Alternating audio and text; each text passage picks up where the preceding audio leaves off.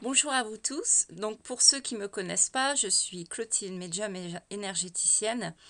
Et aujourd'hui, dans cette petite vidéo sur ma chaîne, je vais vous parler des relations karmiques. Alors, qu'est-ce qu'une relation karmique? Vous savez très bien que la réincarnation nous permet d'avoir plusieurs vies, de revenir sur Terre avec un karma à améliorer. Une relation est d'origine karmique quand nous retrouvons dans cette vie une personne que nous avons connue dans des vies précédentes, dans des vies antérieures, et avec laquelle nous avons eu des liens affectifs et émotionnels assez étroits. Donc vous avez alors l'impression, quand vous rencontrez cette personne, de connaître cette personne depuis toujours et d'être tout de suite très complice. Alors, je vais vous parler des différentes relations karmiques puisqu'il en existe vraiment des différentes. Nous avons tendance à croire qu'une relation karmique est amoureuse et qu'elle ne concerne que les relations amoureuses. Mais pas du tout. Vous avez pu, par exemple, être frère et sœur, voire jumeaux, avec cette personne dans une vie antérieure.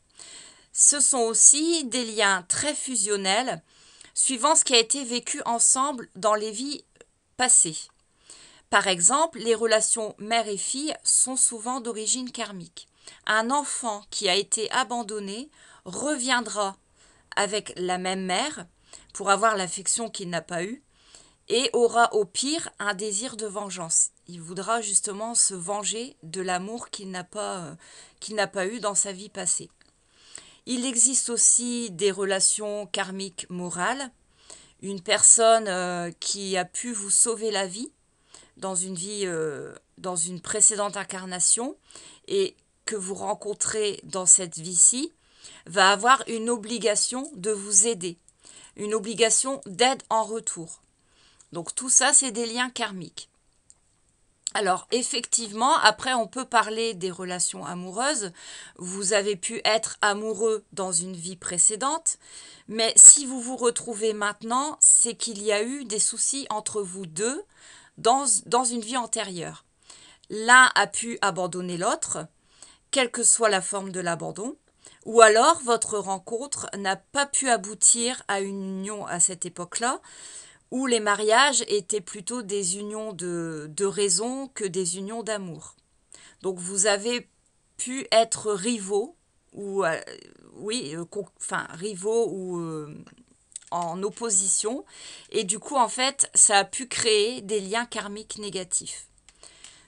Donc si vous le revoyez dans cette vie et qui a eu du négatif, automatiquement et la plupart du temps, ça vous colle dans cette vie incarnée.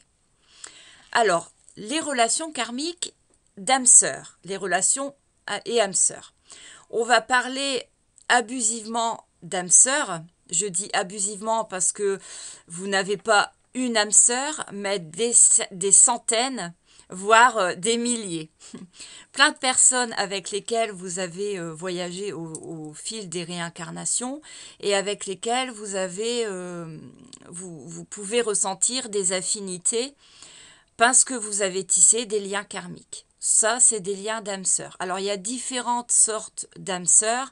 Je ferai une vidéo beaucoup plus approfondie, puisqu'il y a les âmes sœurs alchimistes, les âmes sœurs reliées par la 5D, la 3D, enfin voilà, il y a différents liens d'âmes sœurs karmiques. Comment savoir si ma relation est karmique? Alors, seule une véritable médium aura accès aux archives, ce qu'on appelle les archives akashiques. Donc ça vient, c'est les archives des vies antérieures et elle pourra vous dire justement si la personne dans votre vie a une relation karmique avec vous. On ne peut pas interpréter une relation karmique dans un jeu de tarot, dans un oracle. Ça n'existe pas, les tarots karmiques, moi j'en ai jamais vu. Mais ça se caractérise surtout par une consultation avec un vrai médium qui va faire une régression dans vos vies antérieures. Donc moi je le pratique. C'est une sorte de méditation où où je vais aller rechercher dans vos vies antérieures et vous allez me poser une question, par exemple, voilà, j'ai rencontré telle ou telle personne, je sens qu'il y a un lien karmique, qu'il y a quelque chose de particulier avec cette personne, je voudrais en savoir plus, je vais aller rechercher dans vos vies antérieures et je vais vous donner justement le lien qui correspond à cette personne et effectivement les différents blocages, que ce soit négatifs ou positifs. Alors, la voyance et les relations karmiques, eh bien, toutes les relations à problème ne sont pas d'origine karmique. Attention, ne pas conclure à un amour karmique parce qu'il y a des soucis dans votre couple. Ce n'est pas parce qu'une relation est karmique que vous avez l'obligation de vous marier et de vivre heureux ensemble. Pas du tout. Si vous vous êtes retrouvés pour vous pardonner mutuellement le mal qui a été fait dans les vies précédentes, c'est pour réparer, sans plus ni moins, sans aucune autre obligation. C'est justement, si elle revient dans votre vie, c'est pour pardonner, pour réparer ce qui a été mauvais dans les vies précédentes.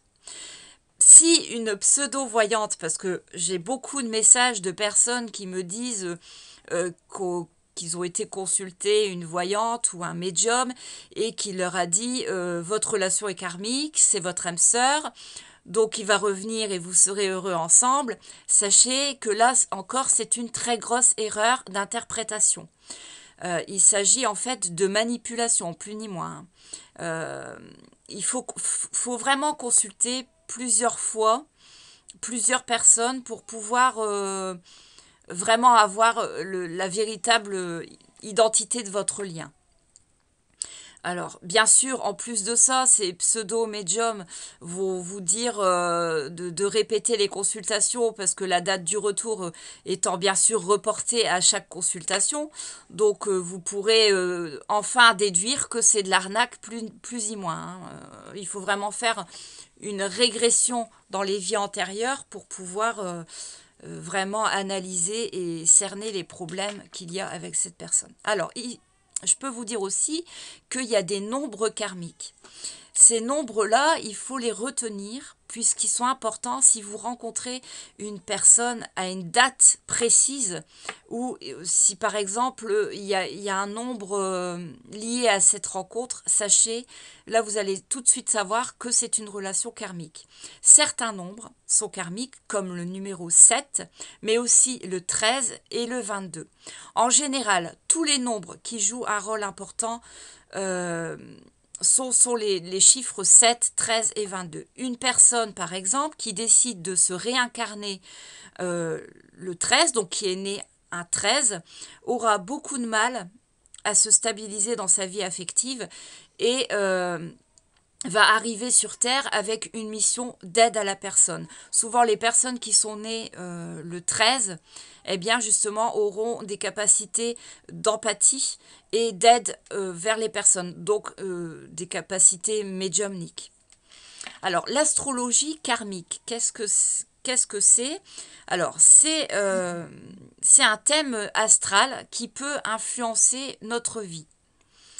Il existe une astrologie karmique dans laquelle nos obligations karmiques seront en partie écrites. Tout est écrit dans l'astrologie karmique. Par exemple, une histoire de nœud karmique sera liée à l'astrologie, à votre signe astrologique également. On parle de relations karmiques, bien sûr, le destin de deux personnes qui est à prendre en compte. Ça ne peut pas être lié avec plusieurs personnes, c'est souvent deux personnes. Donc les rencontres karmiques, vous l'avez bien compris, les relations karmiques ne sont pas seulement amoureuses, mais de tout ordre. Donc rencontre karmique, c'est simplement une pure invention qui n'a pas été fondement prouvé de manière ésotérique. Puisqu'en naissant, vous pouvez rencontrer vos parents et rentrer dans une relation karmique. Donc voilà, une relation avec vos parents, une relation avec des amis certes, mais aussi une relation avec vos frères et vos sœurs. Qu'est-ce que les blocages karmiques? Alors, le karma, c'est votre parcours, c'est votre challenge. Vous avez des choses à comprendre et à pardonner par rapport à vos vies antérieures pour aller dans le bon sens, pour que tout se débloque. Voilà, c'est une histoire de karma. Vous pouvez vous sentir bloqué, mais on ne peut pas parler tout le temps de blocage karmique. C'est vraiment quand il y a des gros blocages et que rien n'y fait, là on peut parler de blocage karmique. Comment couper une relation karmique? On le sait très bien, c'est souvent difficile de mettre fin à une relation, encore plus quand elle est d'origine karmique. Alors, avant de décider de mettre fin à une relation karmique, qui vous est devenue complètement insupportable, où il y a extrêmement de choses négatives, où c'est toxique, vous devez prendre connaissance de votre historique dans les archives akashiques, donc dans les archives de vos vies antérieures. Savoir vraiment ce qui s'est déjà passé entre cette personne et vous, dans les vies antérieures, pour pas déjà refaire les mêmes erreurs, ni réécrire en fait la même histoire. Mais il faut surtout connaître vos obligations dans cette histoire d'amour. Qu'est-ce que vous voulez réellement? Parce que si vous êtes à nouveau dans une relation karmique amoureuse, c'est pas pour vous marier et avoir des enfants, enfin de nombreux enfants, je le répète, c'est soigner le mal, soigner les maux qui ont été faits dans les vies précédentes. Il ne faut pas avoir la connaissance d'accéder à toute la sagesse. Donc avant d'entreprendre une action pour couper un lien karmique, parce qu'on me dit je voudrais couper le lien karmique avec cette personne, j'ai fait les bonhommes allumettes, voilà. Non, avant de pouvoir faire ça, il est important justement de travailler sur le pardon karmique, justement, de voir quel lien il y avait avec cette personne dans les vies antérieures et de pouvoir nettoyer ce nœud, ce que j'appelle les nœuds karmiques, et de faire un pardon, de nettoyer ce lien. Alors, comment faire? On peut faire les bonhommes allumettes, oui, bien sûr. On fait les bonhommes allumettes avec la personne, mais la formule la plus complète et réelle, qui marche super bien, c'est bien sûr une régression des vies antérieures, suivie d'une consultation de voyance pour comprendre quel était ce lien avec cette personne et quelle partie en tirer par rapport à mon karma et à mes devoirs dans cette vie-ci.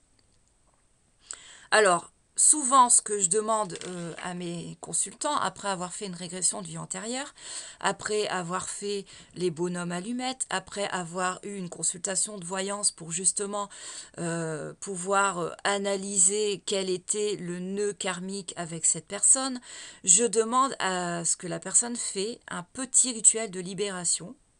Je qualifie ça plus d'un exercice. Donc, on l'associe aussi à un exercice de psychothérapie.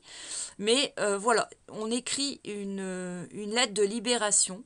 Et en même temps, moi, je travaille. Alors, ça dépend bien sûr de ce qui a été fait dans la vie antérieure.